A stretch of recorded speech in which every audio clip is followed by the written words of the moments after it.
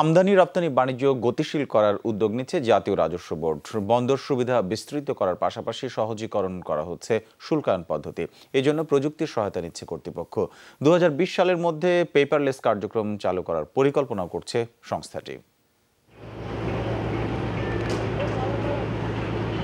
দেশের আমদানি রপ্তানি বাণিজ্য বিকাশে বন্দর সুবিধা সবচেয়ে বেশি ভূমিকা রাখে। কয়েক বছর ধরেই চলছে চট্টগ্রাম সহ অন্যান্য বন্দর সম্প্রসারণ ও পুনর্বিন্যাসের কার্যক্রম, কিন্তু এখনও কাঙ্ক্ষিত অবস্থানে পৌঁছানো যায়নি। বিশ্বব্যাংকের লজিস্টিক পারফরমেন্স ইন্ডেক্সেও এ চিত্র উঠে এসেছে।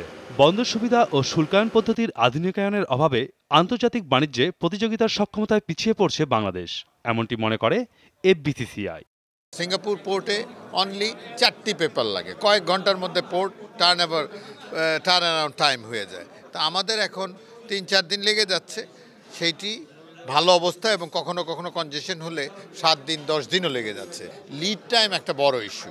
লিড টাইমের ক্ষেত্রে আমরা অনেক পিছিয়ে যাই। সার্বিকভাবে বন্দর সুবিধায় 13 ধাপ পিছিয়েছে বাংলাদেশ। বিশ্বের 167টি দেশের মধ্যে বাংলাদেশের অবস্থান এখন 100তম। এমন পরিস্থিতিতে পণ্য খালাস এবং শুল্কায়ন পদ্ধতি সহজীকরণ করতে নেওয়া হচ্ছে প্রযুক্তির সহায়তা। সফটওয়্যার ডেভেলপ হচ্ছে, রিস্ক ম্যানেজমেন্টের উপর আপনার এসআরও একটা জারি হতে যাচ্ছে।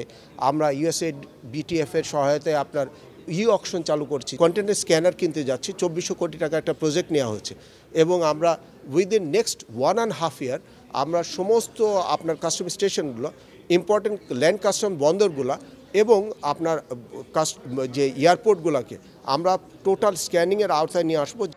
আমদানি রপ্তানি বাণিজ্য গতিশীল করতে সহায়ক অবকাঠামো সুবিধা বাড়ানোর অভিমত বিশ্লেষকদের।